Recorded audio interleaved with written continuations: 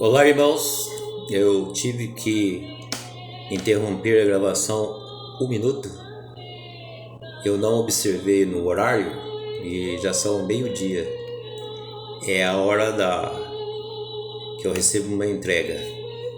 Eu tive que parar um minuto para receber. Mas, novamente aqui estou e vamos, terminar esse assunto.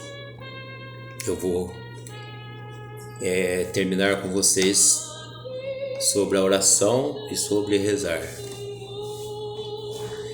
Então, o argumento das pessoas que têm por hábito de rezar é dizer que a Bíblia incentiva a prática de repetir as orações e que Jesus rezava. Será?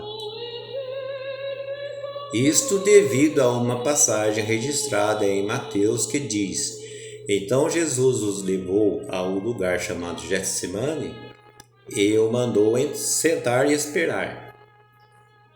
Enquanto ele ia adiante para orar, levou com ele a Pedro e os dois filhos de Zebedeu, Tiago e João. E começou a sentir angústia e tristeza. Então disse-lhes: A minha alma está cheia de tristeza, a ponto de morrer. Fiquem aqui e vigiem comigo.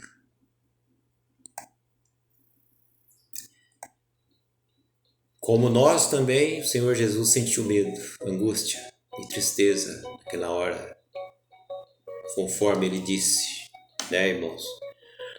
O espírito está preparado, mas a carne é fraca.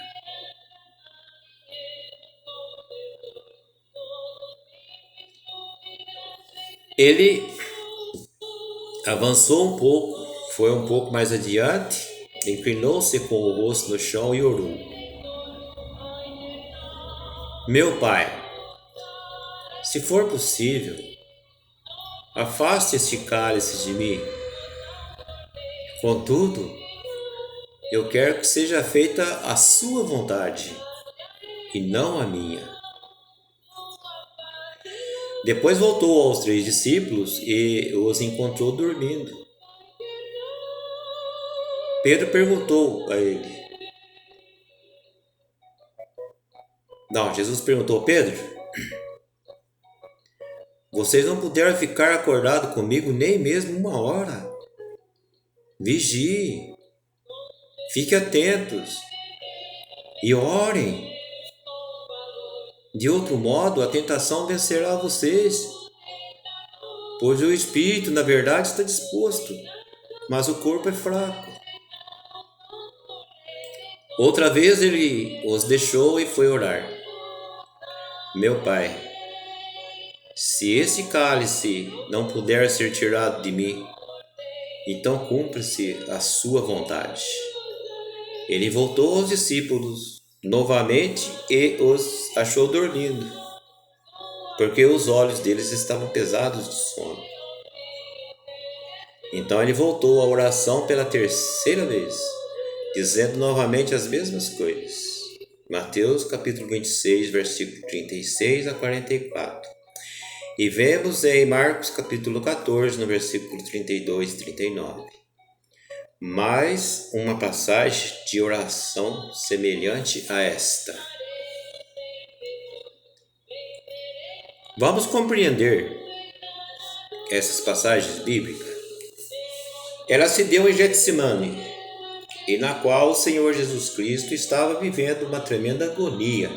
A angústia de Jesus não era pelo temor do sofrimento físico, nem pelo medo ou mesmo a morte física, mas pela associação de sua morte com o pecado, por saber que na cruz assumiria o nosso lugar, que carregaria em seu corpo os nossos pecados para nos resgatar do pecado e da morte.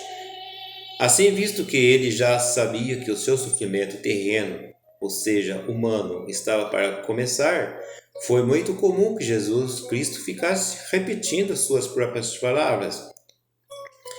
Quando você deseja algo que considera importante, você fica clamando a Deus. Quando você tem um parente enfermo, você ora repetindo várias vezes para Deus curá-lo. Você cita em suas orações o seu querer até conseguir. Você bate na porta da misericórdia? Jesus não fez diferente. Ele estava em comunhão com Deus e repetiu tais palavras porque tinha uma necessidade de urgência. Ali era uma situação diferente. Aquelas palavras tinham um objetivo. Ali ele não fez destas palavras um modelo de oração. Jesus estava batendo na porta da misericórdia.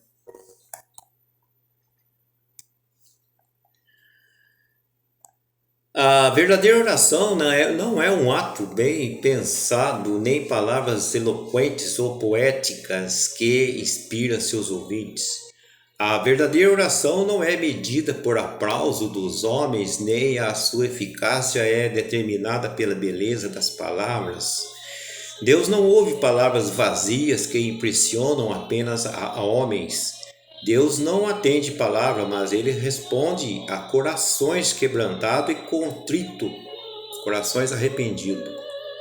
A verdadeira oração não é um ato.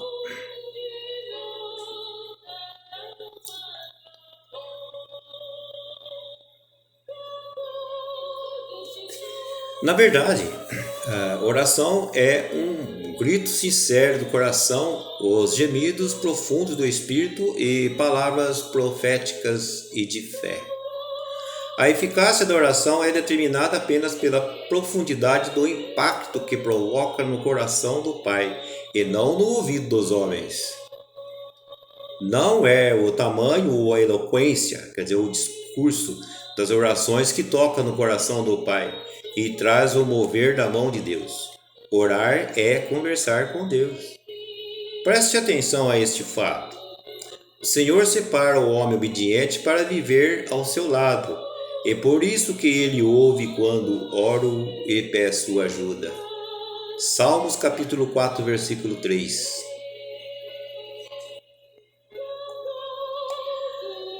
Na oração, devemos derramar nossos corações a Deus. Não se aflijam com nada, não ande ansioso por coisa alguma. Em vez disso, orem a respeito de tudo. Conte a Deus as necessidades de vocês e não se esqueçam de agradecer-lhe. Se fizerem isso, vocês experimentarão que a paz de Deus, que excede todo o entendimento, conservará a mente e o coração de vocês em Cristo Jesus. Filipenses capítulo 4, versículos 6 e 7. Nunca desista de orar. Se não tiver palavras, não se preocupe. Deus interpreta suas lágrimas. Apenas se coloque diante do Pai em nome de Jesus de forma sincera e Ele irá te ouvir. Lembre-se, seu Pai sabe exatamente o que vocês precisam, até mesmo antes que vocês peçam a Ele. Mateus, capítulo 6, versículo 8. Deus abençoe a todos. Amém.